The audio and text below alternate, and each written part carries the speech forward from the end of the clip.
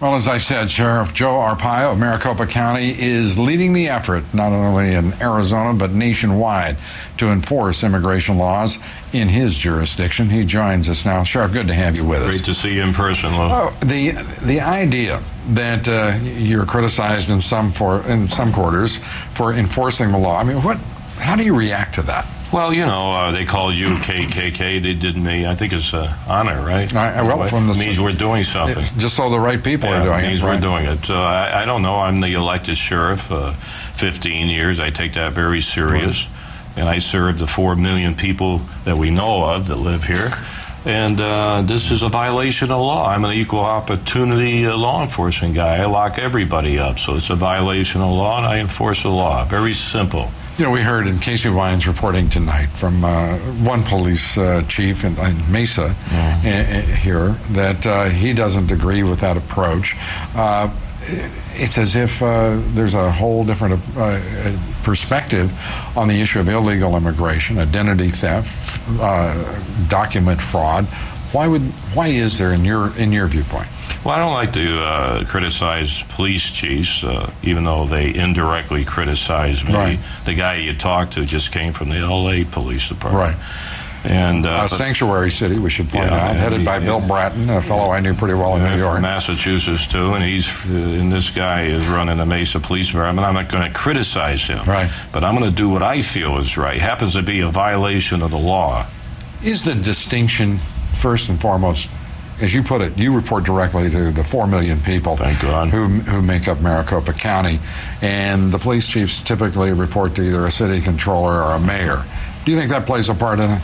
Well, I haven't figured that out yet. I know the mayor of Phoenix has a lot of problems with this illegal immigration situation. Whether the chief is following his lead, I don't know, but I know what I have to do, and I do it. We're going to, if we can, Sheriff, we're going to ask you to stay with me. We're going to take a quick break, and we'll be back with Sheriff Joe Arpaio here next. We're back with America's toughest sheriff, Joe Arpaio, also one of the country's smartest and most effective, certainly.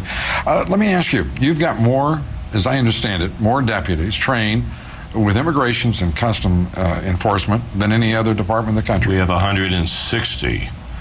And it's important to be able to enforce the federal law. We're the only law enforcement agency enforcing that new law, state law, smugglers. We lock up the smugglers plus the customers. Right. Is there resentment by the federal government? Does Customs and Border Protection does the Border Patrol have a problem with Joe Arpaio, or are they thankful? Well, they are thankful. We work very closely with them. They would not have trained 160 of my officers from Washington. I used to be the director of the DEA in Mexico City, Texas, and all. I do know where the border is. Most politicians talk about it. They wouldn't know where Mexico is, but that's their problem, not my problem.